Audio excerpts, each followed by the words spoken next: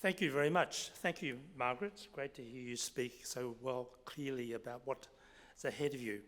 So we're now switching into Unit 1 and 2, and we have 3 guest speakers. Each will speak for 15 minutes, and again we'll have questions after the last speaker. So I'd like to introduce you to Lynne Morton. Lynne is an experienced teacher and classroom music teacher since 1986. Mainly in the country areas, Assistant Chief Assessor for Music Investigation since its inception in 2011. A VCE Music Conference presenter 2011 to 2020 and 2022. Wonder why 2021 wasn't there. Specialty juggling multiple studies in the one classroom. Please welcome Anna. Lynne. That's all right, sweetie. Hi everyone. I've worked mainly in country schools, and as a result of that, it's more often than not I've had multi-level classes as well as multiple VCE studies in the same one. As we were talking about, or Marg was talking about earlier, the general changes are really the significant difference between the music language between conservatorium or repertoire study and contemporary jazz electronic applications of music, and also the incorporating the new digital tools, which Jake's going to be talking a bit more about soon. Combined classes, a lot of us are going to have to face this. If you're lucky enough not to, well done. But you might have a mixture of music inquiry, music repertoire, music performance, music contemporary performance, and possibly music composition combinations in the same class at the same time. The music language, written theory, oral components, maybe look at the similarities and difference and map it for the classroom delivery, like which things can you do together, realistically, and then do explicit teaching to the different levels when you can. How are you going to manage your time with a combined class? How and when are you going to deliver the progressive skills and key knowledge that you need to do? How will you make the course you deliver relevant to all students? And you're likely to have a range of experience in instrumental tuition. The YouTube guitarist, the vocalist that comes waltzing in at Year 12 level because someone said they sounded really nice, and you're trying to get them through their Year 12 studies. Depending on the school and how they manage VCE, can assist you with that as well. How are you going to manage the explicit teaching to cater to your students' learning needs? There's been quite a few studies done. The COVID years have had a big impact on our students. There's a range of issues that have come to the fore, and in particular anxiety, performance anxiety. So the thing, I like to have a holistic picture of the whole Year 7 through to Year 12. And we actually only have one bit of the jigsaw puzzle at the moment, and that's the study design. The other bits we need that we don't have yet, but are coming in January, February, are things like the teacher support materials, and they'll be there for all 4 Unit 3 and 4 courses: music inquiry, music repertoire performance, music contemporary performance, and music composition. And it's actually essential to finalise the courses. It's not available at this early stage, so we need to get a head around what we can do now leading into this final phase. The same thing goes with the exam specifications. I like to hang on to the exam specifications as a way of keeping track of everything, of all the courses, and we don't have that yet, but we will early next year. The SAC assessment rubrics are fantastic to give you the detail of the level of the standard of what's required for students, and to help you moderate your students, and in your moderation groups actually be able to really assess them well and have that range within there. The EAT, the externally assessed tasks, information and sample material, will have that great detail, but it's not available at this stage. So how can we start planning this course? Well, the obvious is to read the available information, which is the study design. Start the mapping process for music language in particular. Plot the Semester 1 program for Music Unit 1 with a weekly plan. Incorporate all the key knowledge and skills for the unit, and really have a good think about how you can verify and authenticate the student work. What checks and measures have you put in place to ensure that all students succeed? And what trials and ongoing assessment have been strategically placed in that weekly plan?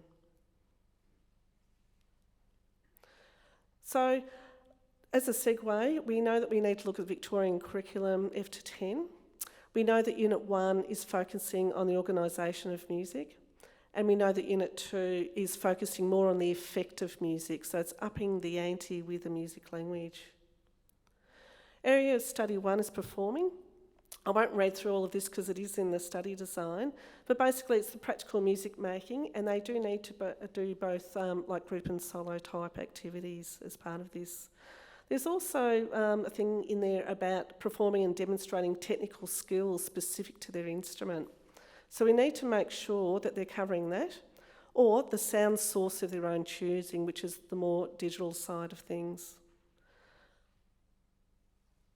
So the outcome 1, they need to rehearse and present planned performances using technical control, expression and stylistic understanding of at least 2 works, solo or ensemble, which demonstrate the knowledge drawn from their investigation of music organisation. As a quick guide, just zip over to pages 20 and 21 of the study design to have a really good look at those key knowledge and skills that need to be covered. Area Study 2 is the creating one, and Anna's going to be presenting some more information about that. But it's the creation of a folio of brief creative responses, and at least one exercise needs to demonstrate their understanding of musical organisation and the characteristics of at least one work selected for study in Area Study 3. They also need to develop methods of recording and preserving their music. The reflection, analysis and evaluation is also part of this. So the outcome, they need to create short music works, responses that demonstrate their understanding of different approaches and reflect the creative process. Once again, the key knowledge and skills are on page 21 and 22 of the study design. Then brings us to the analysing and responding, and it's the music language that we need to skill our students in. With the multi-level classroom, trying to build that language and also get them to use it in the appropriate context is part of the key to success at this, and particularly at the exam level. So developing their skills on how things are organised and developing their auditory discrimination and memory skills. So once again, I won't read through all of that, but the page 22 of the study design has the key skills and knowledge for that. If you're a new teacher, I think it's really, to VCE, it's a really good idea to have a rough plan in place. The only thing that's going to blow it out of the water is the school calendar. And you're going to have all the sports days, excursions, you name it. But you need a plan to start with, so you can sort of try to build a program where you have all the key skills and knowledge covered over the semester. So this is what I've started as a first draft for next year. So in March, I like to do a trial performance of both group and solo works.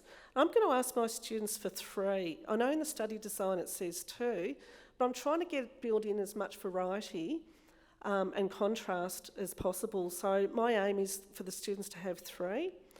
And the main aim of this trial is to make sure that they're working on a program with some variety. I don't want 3 mushy vocal ballads from the vocalists, all right? I really want to have range, different tempos, some different characters, mood and characters happening in there. If they're not organised at this point, that's when I would inflict a suitable work. I would also have one piece as a class activity to cover the requirement if needed. And it doesn't have to be anything complex. It doesn't have to be long. But you can also then use it as a working analysis example, and that way you're tying things in a real way for the students. The following week, this is around the March long weekend type time, I am going to get my students to do some technical work and exercises based on their program pieces, because that's their way of linking their knowledge of their pieces and the elements that sort of build their pieces up, the technical skills in there. The main aim of it is for them to develop a greater understanding of the technical control and expression that they need to succeed with their pieces. So the classwork would include using a work from their performance program, and you could use a tonic key, a trouble spot, develop an exercise, and once they do that, they get that, yep, okay, this is what I need to work on to improve this particular skill. I've got another PowerPoint which we won't have time to do today, but it will be on the website, which gives specific activities to help you in the classroom. And it's designed really for beginning VCE music teachers, just to get a start. Kids need to have the basic skills before they can fly, and it's really important that you do some pre-testing with your kids to work out where they're at, what they know, what they don't know, and then that's going to help you develop your program as you're going through. By March 20th, this is where we'll be looking at the composing, improvising draft. I'll be looking at a minimum of 8 bars. Usually you'd get more, but have a minimum requirement set, whether that's 16 bars, 32 bars, whatever you want to set. I think putting a minimum requirement in for kids gives them something to cling on to, and it also gives you a discussion point on, well, we've actually started this, we need to actually get to this point for you to complete this part of the requirement.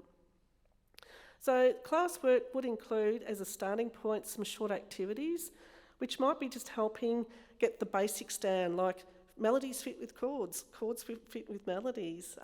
You can change rhythms to make things more exciting. When you're listening to a piece of music, how is the second verse, or the second time you hear the chorus, how is it different? What are the musicians doing to create variety with it? All of those things can come into that. At the same time, we'll be looking at them sort of presenting their technical work and exercises. I do have some students that don't have an instrumental music teacher, so they really need that class time to help them get going. For those of you that have a really good, instrumental program where the staff are really working the kids through, it's a lot easier, but you need to be aware you'll have some students in your class possibly that don't have that support. And then submitting analysis of one work from their program. In May, this is where it's really the assessment time. So they've had their trial, they've had their feedback, they've had time to improve on their skills, so they're now doing their proper presentations. And another analysis of work. Now, the unit requirement is a minimum of 3, and I'd do that as a combination of classwork and student analysis. As a weekly thing, I'd be looking at oral and written responses, practical oral and theory exercises, and really honing in on the elements of music, those key language skills. Textbooks, variety of sources. Melinda Serrazoli is producing new textbooks for next year. The Deb Smith sources, there's a whole wealth of stuff over the years that are incredibly useful, and Jenny Gillen is also another revered author. I'm going to quickly go through Unit 2. This one is where they're upping the ante about the effect in music. So we're looking more at continuing their development of their technical skills, but specific musical effects is the key words that I'm looking at there. The expression and stylistic understanding. Once again, it's recommended for 2 works. I'd be looking at getting my kids to do 3 and aiming for as much variety as possible. We'd be wanting to up the ante with the creating as well and looking at more of the compositional devices. There's a list on page 25 of the study design, and analysing and responding, you'd be continuing that journey to develop their skills. The rough plan for semester 2 follows on pretty much from what I did in semester 1, always doing a trial to give students some feedback, time to develop their skills. If there's a problem, got time to fix it. Submitting the draft of technical work and exercises and their composing draft. When it comes to the composing, improvising side of things, kids love the doing side of it. They're not so great at writing down their explanations, and you need to take time to make sure that they do their progressive explanations on this. and continuing on with their analysis of works from their performance program. That way, hopefully they'll get a great understanding of the works that they're doing and be able to talk about it in a more real way. In September and October, that's when they do their formal analysis. How many minutes have I got to go, Roland? 1.5. All right, fantastic. All right, so I'm going to, class time structure, I would usually do some listening journal, elements of music and analysis activities. Just be careful with the listening journals that you're not doing the same format week in, week out. Okay, you need to mix it up a bit. But maybe concentrate on rhythm for a couple of weeks, and then maybe concentrate on melody, maybe concentrate on expressive devices for a couple of weeks. And you can mix up the styles as well. Depending on where your students are at, I would start with something that they're vaguely familiar with before launching into explanations on how they can use that knowledge in a different style. You're always upping the ante of their music language in context. Increasing their knowledge of interval scales, chords, rhythmic and melodic patterns is appropriate. The theory side of it, try to use their music program as a starting point. So what's the key of your piece? Let's write out that scale. What are the 1, 4, 5 scales, the relative minors? Are there any arpeggios, diminished sevenths, whatever? Then that technical work then becomes part of their thing. Practical work. If you're in a combined class and you've got the instrumental program bubbling along as well, often rooms and room availability can be a bit of an issue. So you've got to plan for that as well. You are not going to have the ideal scene where you can have one group of kids on their own while the others are going off practicing and then swapping over. If you're lucky, you might be able to get that once, maybe twice a week. Okay, but the rest of the time you're going to have that combined class where you're juggling all the balls and you have to make it relevant to them. Try to find some listening journal type activities that you can all do together as a class, but you're having a different emphasis for each group. Okay. So the crossover opportunities are really important, and how you're going to cater to the variety of learning styles is also vital.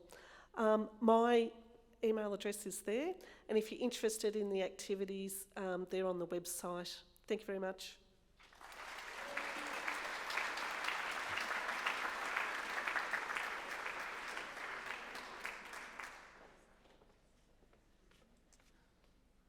Thank you, Lynne. What an interesting lot of detail about how a year can be mapped out. It's very, very useful information.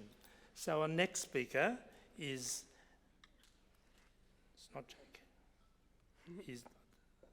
Anna. Anna has taught VCE music in 3 secondary schools and currently teaches 7 to 12 music and choirs at Ivanhoe Girls Grammar School. She is also completing a doctorate at the University of Melbourne, researching Australian adaptations of the Kodai approach. Please welcome Anna to the microphone. Thank you, Roland. Thanks, guys. Hi, team.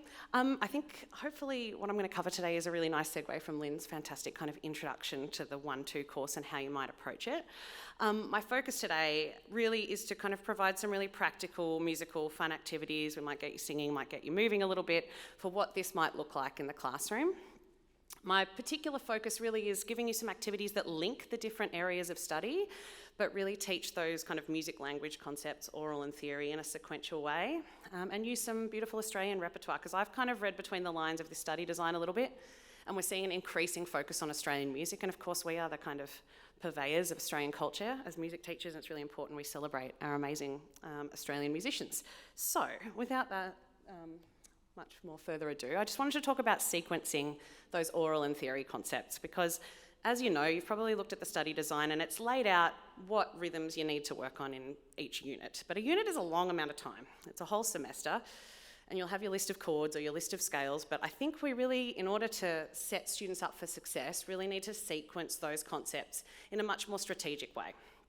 A couple of weeks on this element of music, or a couple of weeks on this scale, and then a couple of weeks on, adding this rhythmic set, and I think really strategically about that in my classroom.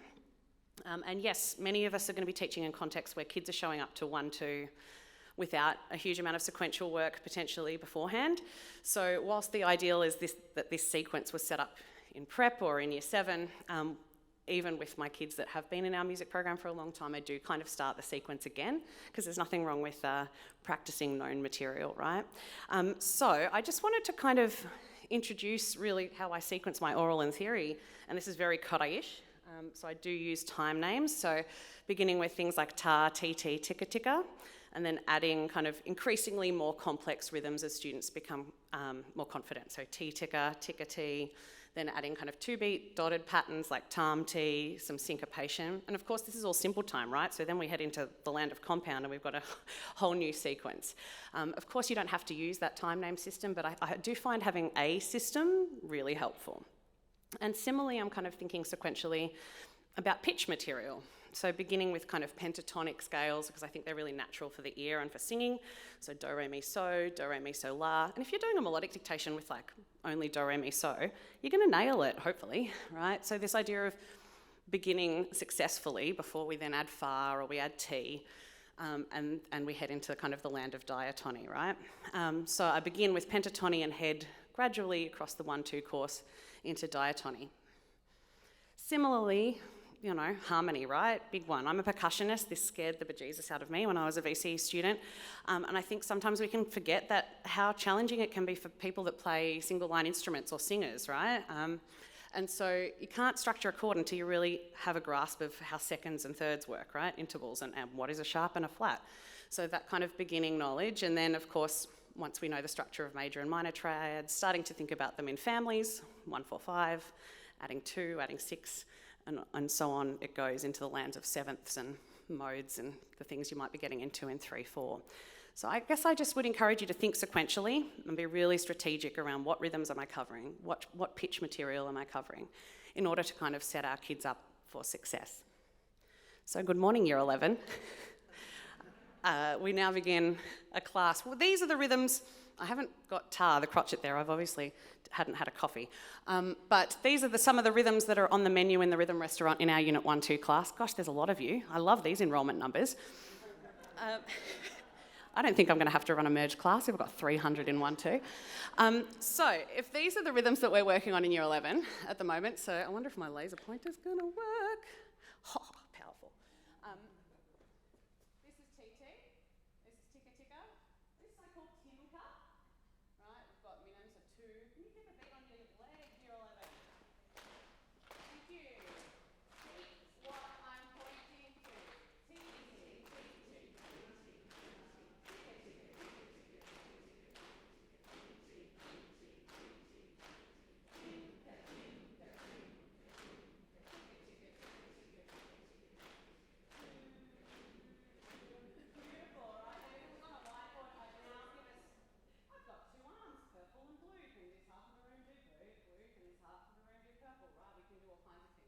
What about echo though? So Year 11, I'm going to clap you 4 beats. Can you please clap them back to me? So I clap, you clap, and then you're going to speak them in time names, okay? 1, 2, here we go.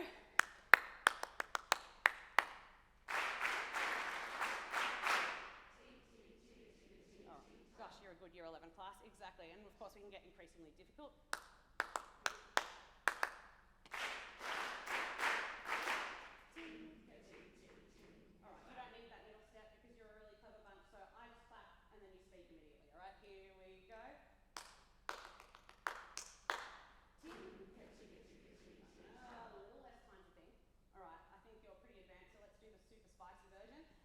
I'm going to clap 8 beats, but you're going to start speaking up to 4, my friends, all right? Here we go.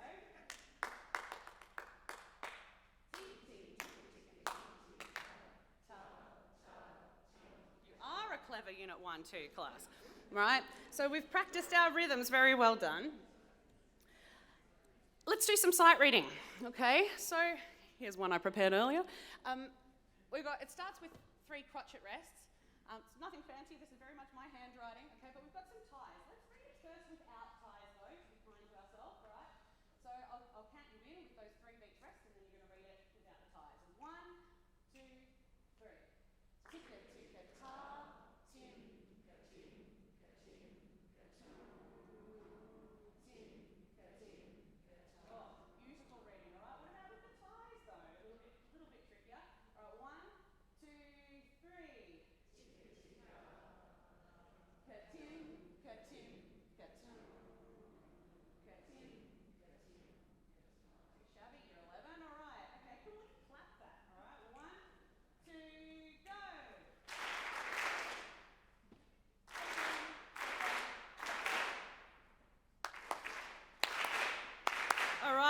not too bad, not too bad. We're going to add an ostinato.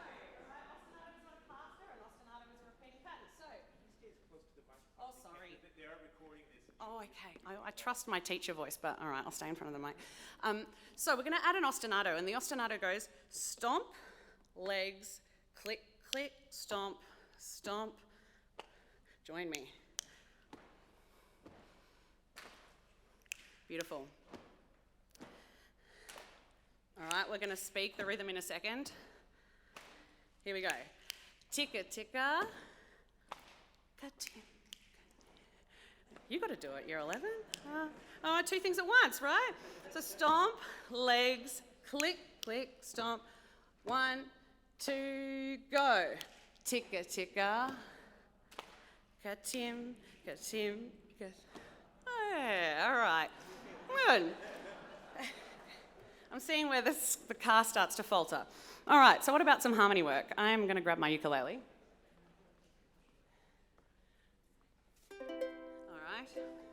Hopefully in tune.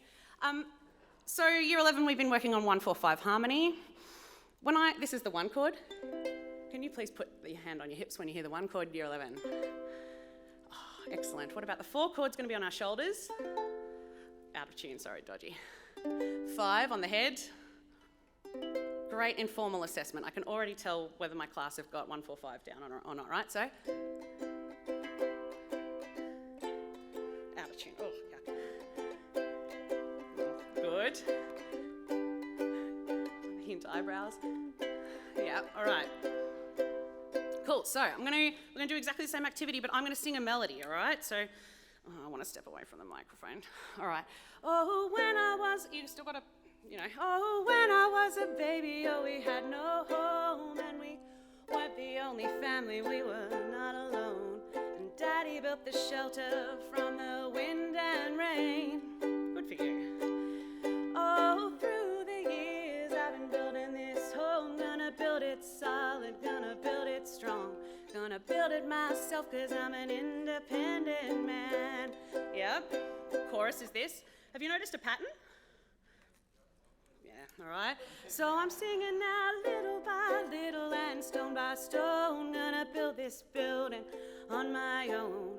Nobody can say this is mine but me. Chorus is exactly the same, oh my gosh. Oh, little by little and stone by stone. Gonna build this building on my own. And nobody can say this is mine but me. Right? Good for you. So, I got so nervous about that. I'm very much not a singer. All right, so 1-4-1-5 was the pattern. Yes, year 11. Now, we know that in solfa. Do, mi, sol, mi, do is our 1 chord. Can you sing it with me in arpeggio? Ready, go. Do, 1. What about then the fa? Here we go. Fa, la. Back to 1. Good, and then so, ti, re, ti, so. Exactly, right? What about if we chose your own adventured? So you could, when we're doing the 1, you could do. When we're doing the 4, you could do. When we're doing the 1, you could do. When we're doing the 5, you could re or ti, right? Or if you went mi, fa, mi, re. Okay, so there's some pretty easy kind of singable choose your own adventure pathways. We're teaching voice leading, hint, hint, all right? So can we sing do, mi, sol, mi, do, pick your own adventure. We're going to start on the 1, 2, go. Oh. Now here to the 4. Oh.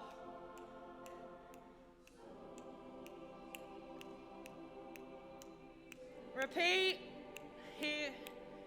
Oh, when I was a baby, yeah, I had no home, and we weren't the only family, we were not alone. And Daddy built the shelter from the wind and rain. Oh, I could do this all day. Oh, through the years I've been building this home, gonna build it solid, build it strong, gonna build it myself, cause I'm an independent man. Oh, my heart, right? Fabulous way to practice 1-4-5. Thank you for indulging me. So what have we done? Year 11. Well, we haven't actually heard any of the pieces of music this stuff is from. I keep stepping away from the mic, sorry. I guess what I'll emphasise today is this kind of idea of a magic reveal of repertoire, which is why we've got Harrison Ford here, right? So this idea of, before a class are introduced to a piece of repertoire, there's lots of ways that you can use it to teach oral and theory in an engaging way if you pick your repertoire really carefully, okay? Selecting tidbits from really excellent music, I find, is a really good way to get students to buy into that oral and theory. We're not just endlessly doing worksheets from Dulcie Holland. Hopefully we're linking to all those other aspects of the course, okay? So ways you might teach oral and theory concepts by linking to repertoire. You can sight read, you can dictate, you can echo rhythmic material from the piece. Maybe that's week 1. You can do the same with melodic material from the piece. You don't even need to tell the kids it's from the same piece, really, okay? And similarly, we can use harmonic material, chord progressions, in lots of different ways. Singing, like we just have, we could all get out the ukuleles, the 300 class set, get out the Orff percussion, all right, whatever. But introducing material from a piece of music that you can then magically reveal. And of course, we know that we have to analyse for the elements of music, but if the students have already engaged with the piece of music in all these different ways, their analysis is going to be so much better, so much more informed once we get to actually writing about the piece of music. So, today I have magically revealed 2 pieces of music by some of my favourite Australian artists. So this is a piece by Nat Barch. Who knows Nat Barch's work? Yeah, so she's a fantastic Melbourne kind of jazz, contemporary, classical pianist. This is from her Lullaby album. I'm just going to play it for you. Here we go. If it's going to go.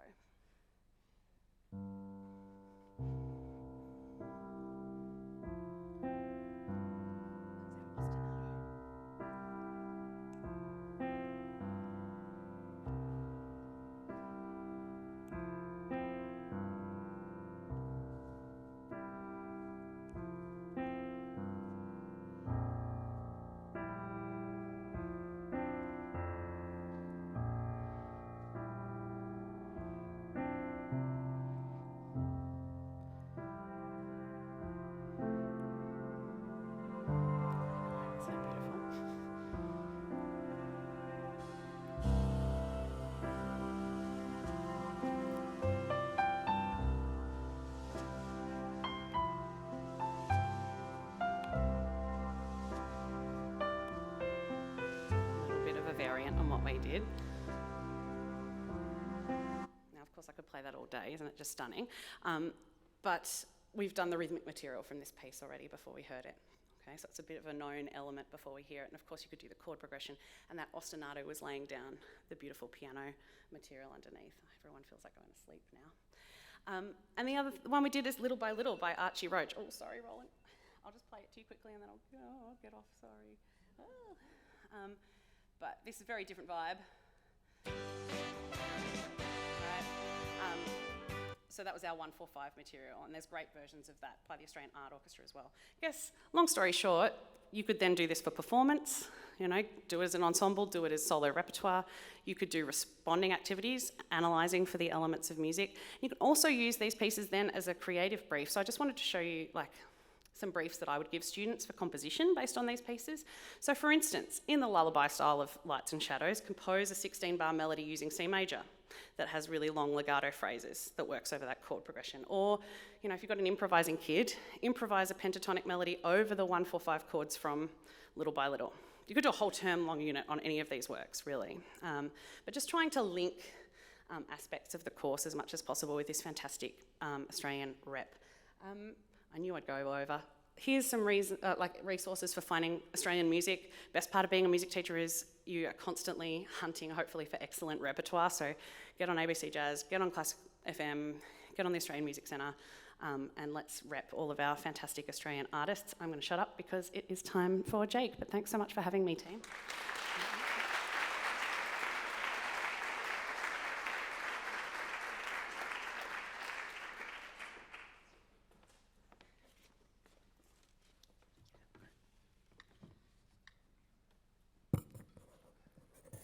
Thank you, Anna. Could I now introduce you to Jake? Jakey is Head of Performing Arts at Preston High School, a recently established government secondary school in Melbourne's northern suburbs. Jakey is also a graduate research student at the Melbourne Graduate School of Education. Please welcome Jake to the microphone. Thank you very much, Roland. Thank you so much for getting some music. Heaven forbid there's music in a VCE Music Conference. So thank you so much for that, Anna. I'm going to try to be as brief as possible because I'm sure you all have many questions. And so, like a good musician, I can shorten my set. I'll get rid of some of the soppy ballads in the middle of the set and we'll be finished on time.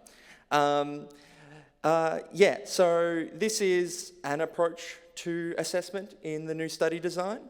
It's not the approach, this is as far as possible from an authoritative way to do the assessment processes in Units 1 and 2. And so in thinking about how you might like to do the assessment in Unit 1 and 2, I think it's important to start from context. So I'll be very frank about the context which I created these, or am currently thinking about these assessment processes. And maybe you can take this as sort of a stimulus, maybe it's a similar context, maybe it's very different, but hopefully there's something here to stimulate further discussion, because I think that's where you're going to get the most out of this. So I'm in a new school, so there's a lot of things in that, in terms of staff, flexibility of ideas. There's a lot of buy-in from teachers, so I can try out new ideas, newfangled things. There's not a lot of change fatigue in this sort of context. We have a very large instrumental music program, but however, we have this interesting sort of phenomenon happening with our cohorts, which are now up to next year. We'll have our first year 11s, so we started in 2019, where not many of the IM students are choosing to elect for classroom music. So that's led to a very interesting cohort of Unit 1 and 2, in which I have one student who's currently doing IM lessons, and the majority who have not. Some have had music lessons previously. Some who are transferred to the school recently have never done classroom music before, now stepping into Unit 1 and 2. So have never had a classroom music experience. So that's the diversity of my context. And also the musicians who are coming into Unit 1 and 2, they're not interested in being technical wizards on their instrument. To quote one of my students, I'm really interested in making sick beats. And so I'm here to facilitate the best sick beats that can be done out of VCE music.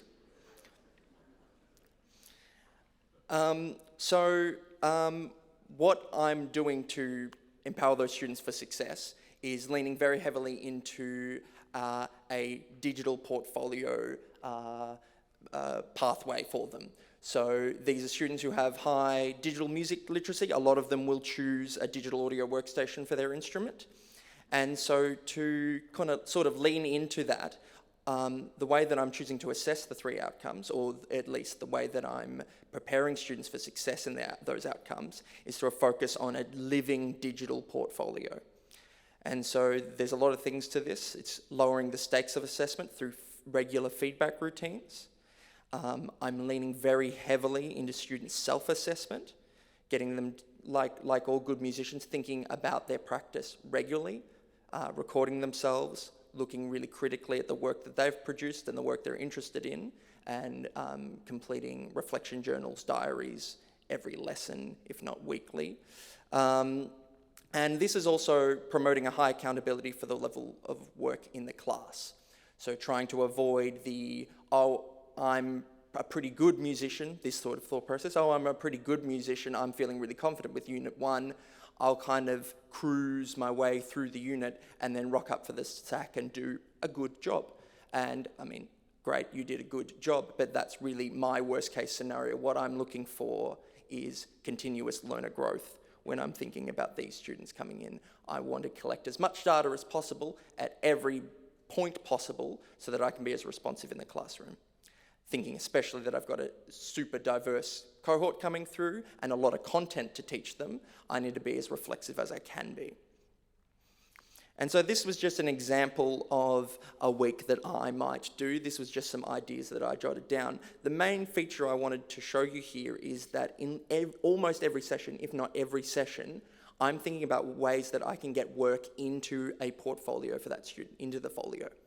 So is it a short 8-bar exercise based on a stimulus that we've looked at so I've got there a focus piece in session 1 at the start of the week, and they're moving some of those techniques into a performance item, and then the next session we're looking back at some of those features of that heard piece, and we're going, or how can we make an 8-bar or a 30-second loop out of that, or how can we take one of those ideas and create some sort of voice leading exercise or something like that.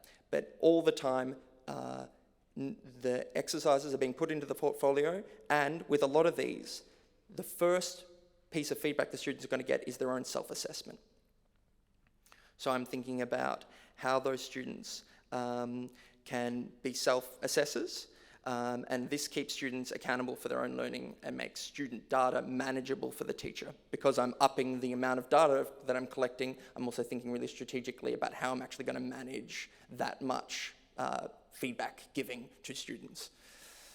And so this is done through a few different ways. A key part of the portfolio, at least in my context, is that we have a collaborative curriculum design, and this is a guaranteed curriculum. So we use OneNote to manage our lessons, and these are student-facing lessons. So we're all experts here. We all can all teach life-changing lessons off of notes written on the back of a used napkin, but the point of these lessons and the amount of work in my context that goes into writing the lessons collaboratively, not the single teacher writing lessons, but collaboratively writing lessons, which takes more time, is that these are student-facing lessons, and these provide students with the agency to engage with their own learning. So the lessons themselves become part of the portfolio. So the work that they complete within the OneNote on their lesson is part of their portfolio, and this is part of the data that we collect. It also allows students who maybe miss a lot of class for all the circumstances that happen throughout life, who maybe aren't as engaged in school as we would love them to be. It allows them to access it on their own terms as much as I can. So this is sort of a mock-up that I did of how a folio might work, and we're still thinking about it in our context. This is all working as it is. We're coming up with ideas. So this is an example of it's week 4. It's a solo rehearsal they had, and maybe the student through Microsoft Stream embeds the video that they're then going to self-assess. They're going to create a journal reflection talking about how they managed the certain concepts or music language that was in this piece, and they can discuss how they've gone into it. You could also imagine here that this is actually not a recording, not a recording of the student practicing their instrument on an acoustic instrument, but it could be a screen recording of a digital audio workstation. They could have set up Zoom, recorded their screen while they, moved some loops around, and then they had to go going through the song, or maybe editing the tone color of the bass line that they're working on for a composition or something like that. So you can imagine that there's a lot of screen recordings here, or screen captures that are annotated then with a stylus directly into OneNote. So the students are circling the piano roll and going, I'm thinking of using a major 7th here. They're annotating their work. And so here you can see that there's student self-assessment and then the journal diaries. So the question now is, how can we empower students to be the owners of their own learning in this sense? How can they possibly be self-assessing? The teacher's got the content knowledge, is the expert.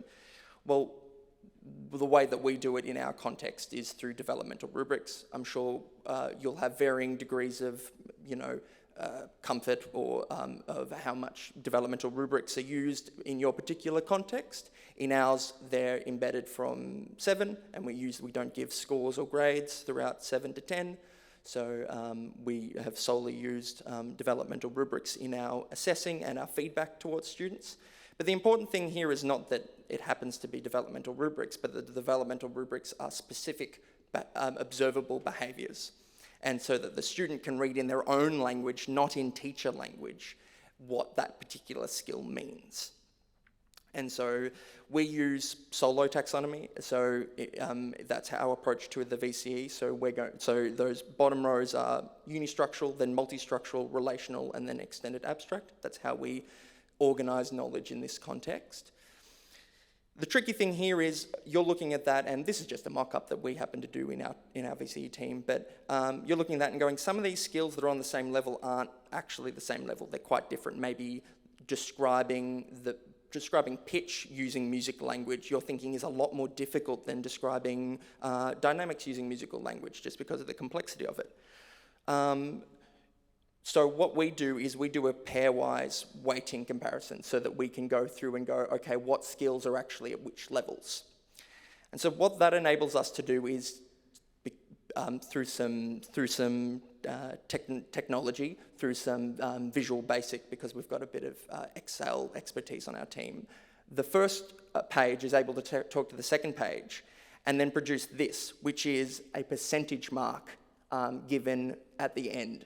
So that means that, the computer Excel can see how many of these you've ticked at what level and give you, this student who demonstrated these skills is gotten a 67%. I think that's what it says there.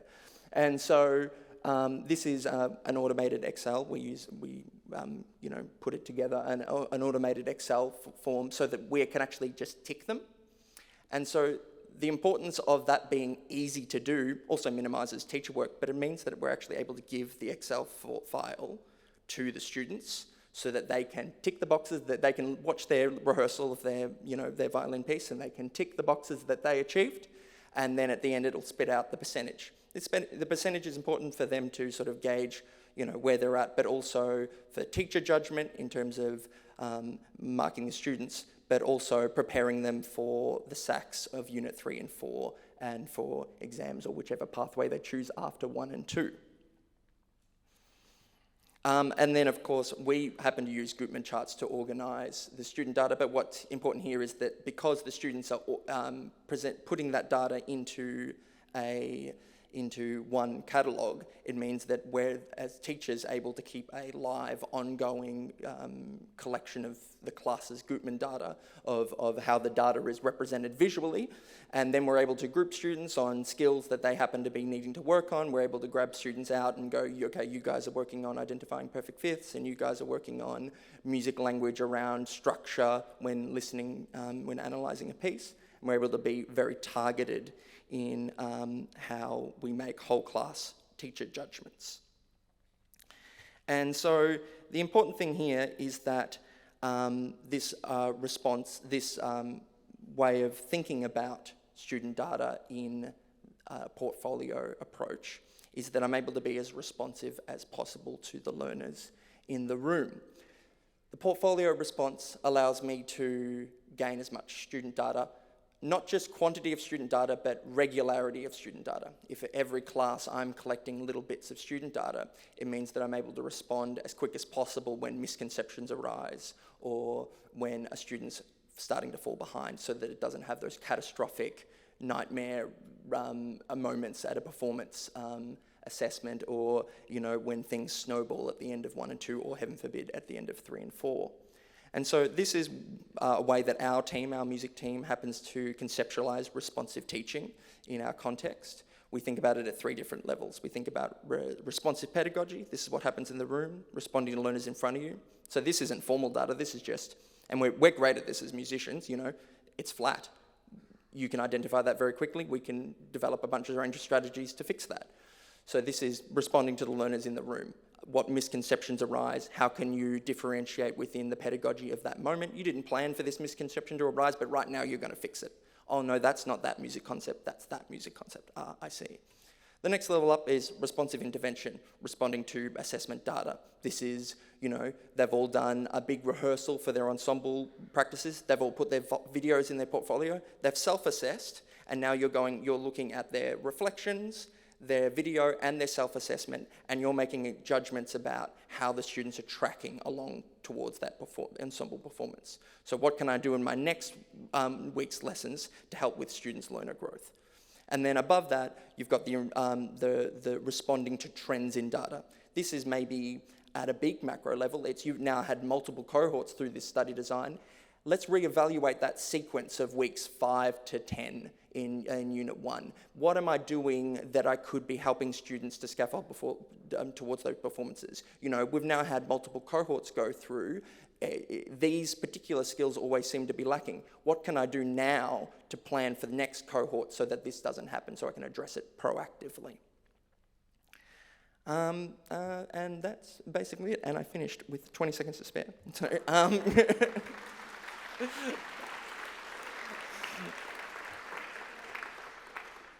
thank you. We'll take all the questions together, okay? Yeah. Thank you. That was a formidable presentation. Congratulations. So just a couple of things I want to let you know about is CVP are videoing this conference, and it will be available for you to peruse and ponder on the details if you in your own leisure.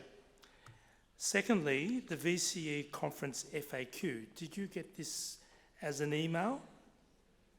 The important thing is none of these questions should be asked, because you can read a really thorough answer, okay? Please don't ask those questions because they're already done.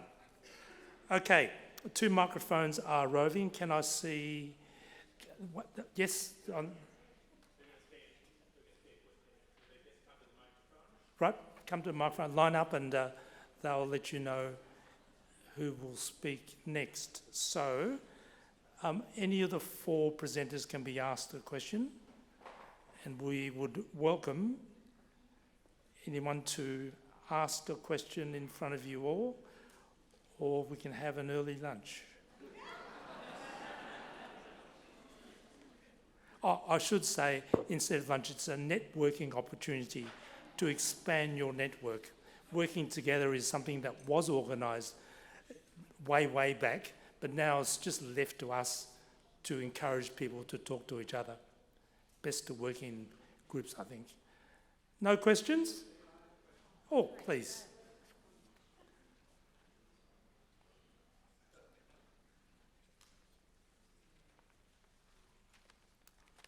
Now, to be honest, I did not read through the frequently asked questions, so I run the risk of... but I actually, look, I just have a query.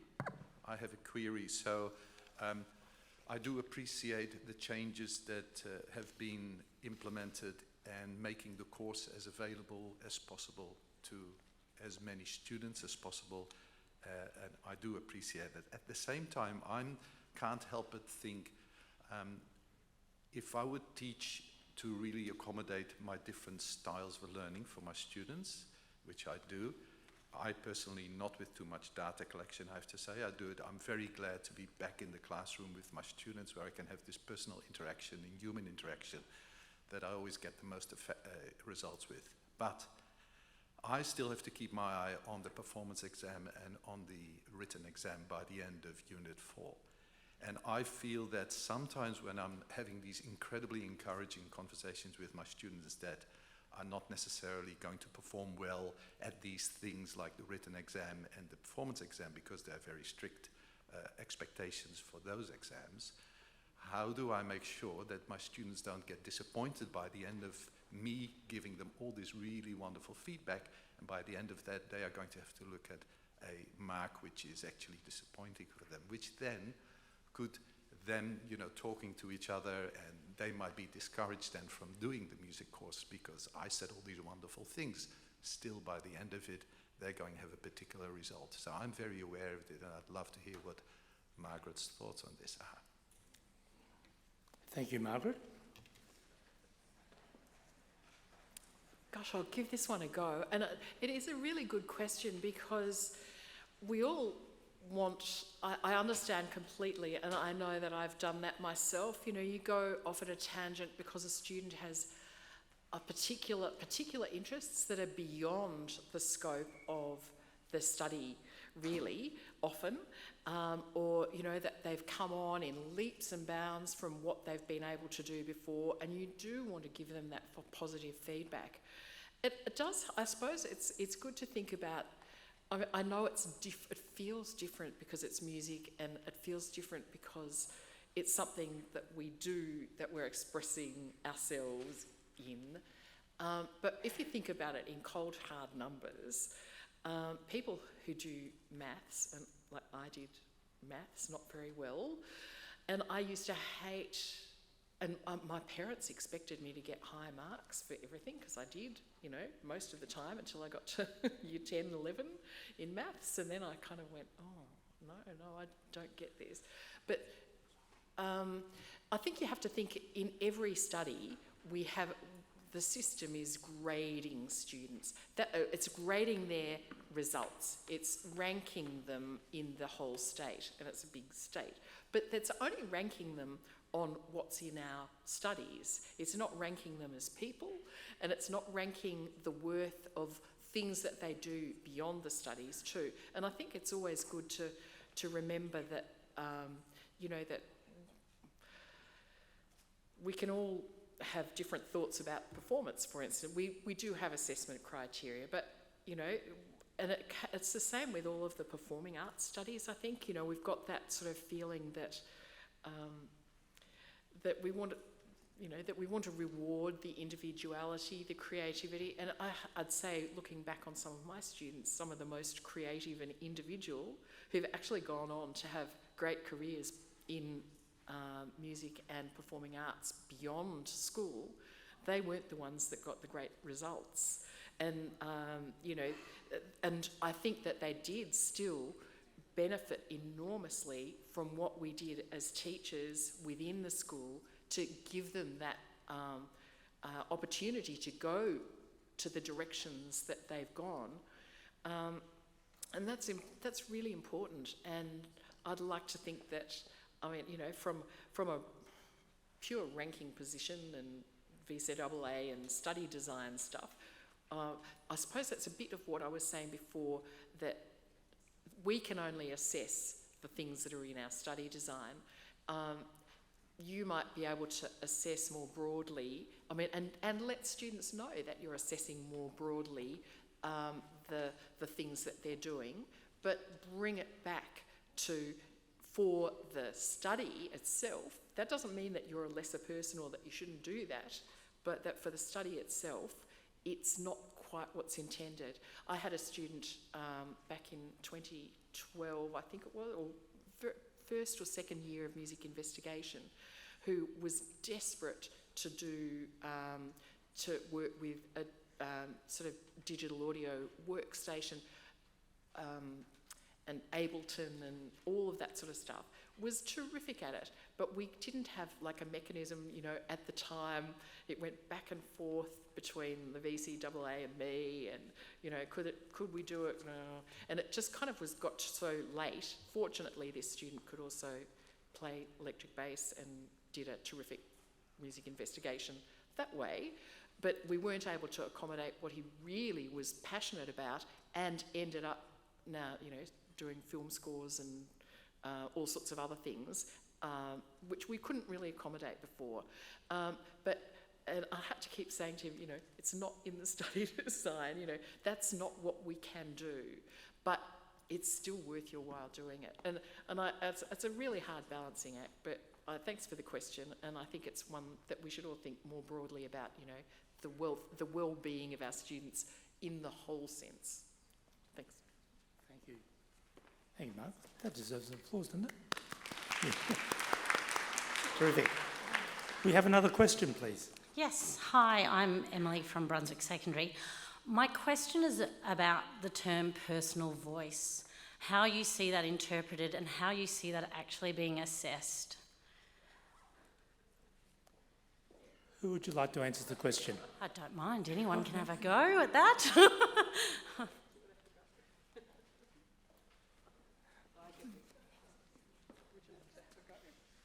you got something to say too? Yeah, okay. Because you're... All right, with the personal voice, really the music study is about students developing over time, and it's about their understanding of the style and expression comes into it. But they need to be able to articulate what they're trying to do as well and have a bit of integrity about that. So if they have that integrity between what they're trying to do and they're working towards it, and they actually then do it in performance, I'd be really happy with that, and I'd be assessing that quite highly. So you need to get them to have an understanding of the expressive devices would be one area that I'd concentrate on. Tonal quality could be another area as well. And I haven't seen the exam specifications, but I would, given the way things are laid out, I could make an assumption there would be something along those lines is where it's heading. Is that fair? Pretty good. Yeah. Okay.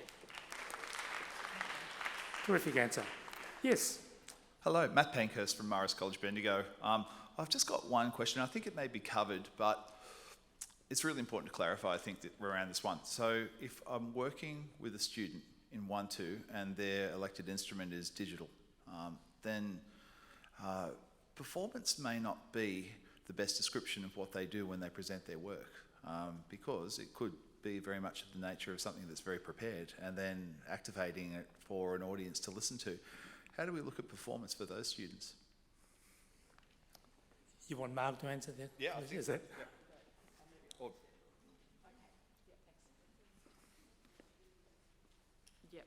Yeah, the exam criteria will have to give that sort of clarity, but as it comes to the Unit 3 and 4, but it's really the digital audio workstation in Unit 1 and 2 is where we're likely to see that most, and be expecting it in performance. I think a lot will come to the composition area eventually, but in 1 and 2, if we're talking about performance, it would be an opportunity to be extending those students. I suppose the student that I was talking about actually before, who didn't do music investigation on his digital and Ableton and things, was actually trying to, had set some things up, but had to demonstrate that he was actually manipulating on the spot in the performance situation. And it might be something that they could do in terms with another musician to contribute to a group or an ensemble, that sort of thing. But Jake might be able to explain. I don't have any more information than that, but I can maybe talk about some of the things I was thinking about, is especially those kinds of students, exposing them to the many contemporary bands that do a hybrid of some sort of acoustic instrumentation with digital audio workstations, and also thinking about maybe not everything is prepared. There is an element, like Mark said, that is manipulated on the spot, whether that's like a prepared melody that then is a live filter is applied to it to modify the tone color, or whether it's the other way around. Maybe the filter is set up and maybe the student uses a MIDI keyboard to input some of the data, so that there is this element of live, responsive, live performance to the the mood and the experience of that audience at that particular time that makes it a one-off event. But that you can set up all of those practices that can manipulate all the elements of the digital audio workstation to set up a series of loops and sounds, or maybe it's very prepared and then it enters a loop phase and there's an improvisation section because they can play a little bit of keyboard and there's a little bit of harmony or melody that is improvised during a section that is looped, and then it continues on with a pretty much pre-recorded section. One other thing to draw attention to is the couple of on-demand videos that are on digital that are on there now. There's one specifically about using it in 1 and 2, and then extending the use of that. So there's quite a lot of examples in that too that would be worth checking out for that particular reason. Thanks. Thank you then. And we have another speaker. Sue Taylor, Orbost Secondary College. I have read the study design and watched quite a few of those on-demand videos, and my question is about multi-instrumentalists and whether I think the study design for the repertoire is implied that it's a single instrument. It doesn't actually state clearly at the moment, and I'm wondering whether that's a possibility in this study design or whether we're moving towards that in the next one. If a person, it seems to be the difference between notated and more flexible rather than a particular instrument, and I'm wondering what your thinking is on that one. Look, I think that there is are predominantly, I would imagine, though this is not something that I can probably say that there are things that have to still go to various VCEA committees. They're not finalised until they're published, but I would say that we're looking at students nominating a primary instrument in repertoire, but that it might be possible for them to use another instrument in a portion of their assessment. So I think that opportunity is there in some of the other studies around the world. In International Baccalaureate, students can do a bit of each. I think that we will be seeing that the enrolment in a particular instrument, but the potential for the assessment to contain another instrument as well, or an optional, or a version of that. So I guess that's probably, is that supplementary? When will we know for kids doing 3-4 next year who are currently having to decide? Well, I think that they're going to have to choose a primary instrument at some point at the beginning of the year to enrol. But I would say that information should be, it's the assessment criteria. It will be post the exams this year, so December, January, I would think. I mean, well, certainly before school starts, but I'm hoping that a lot of this will be December, but it's just a matter of when it gets on the website. So, and as I say, it's not definite because it has to go through various committees to get to that point. So, but it looks to be that's how it looks to be heading. Thanks. Thank you, Mark.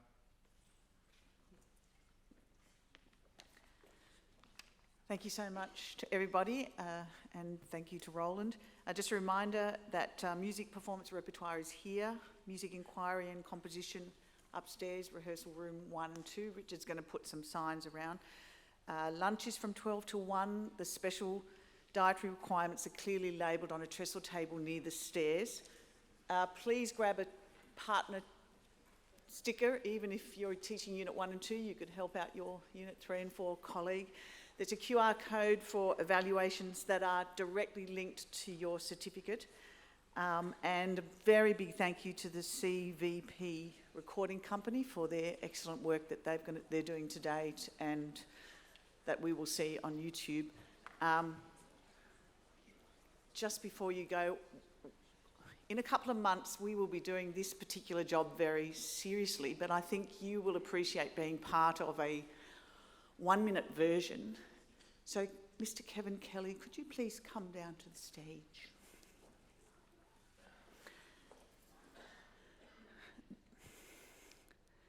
Many of you know Kevin.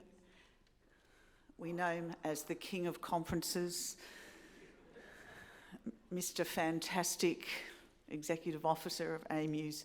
He has made the terrible decision to, at the end of this year, after 30 years, to retire. I'm not retiring. Oh.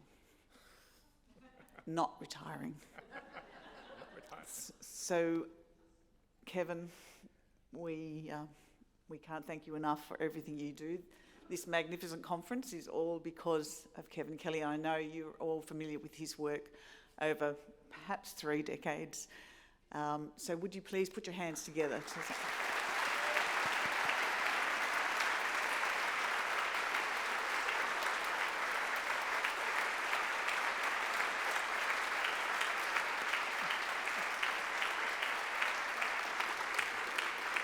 Yeah, just to clarify, I am not retiring. I'm a lot older than I look, but I'm not retiring. Unfortunately, in my late career, teaching has returned to my daily life, and I'm now doing the equivalent of full-time teaching, and so something had to go, and I thought after 30 years, I think maybe AMUs could use some new blood. I'm still going to stay on the committee. I'll still be looking after the governance of the association, and I'll be doing music mail for at least 6 months into next year. But this particular conference has always been a huge pleasure to plan and organize. I don't think there'll be too many in the room that remember CAT 1, 2, and 3. back from the first iteration. That's how we started, by doing what we called the CAT seminar, and that was for a few years. And then in 2001 came the new version. And then we did a big rollout again in 2005, and then another change in 2010, and now we've come to this one. So always a great pleasure. And it's really great that my last organized conference is the biggest one I've ever done. 344 people today. So well done to you. Okay.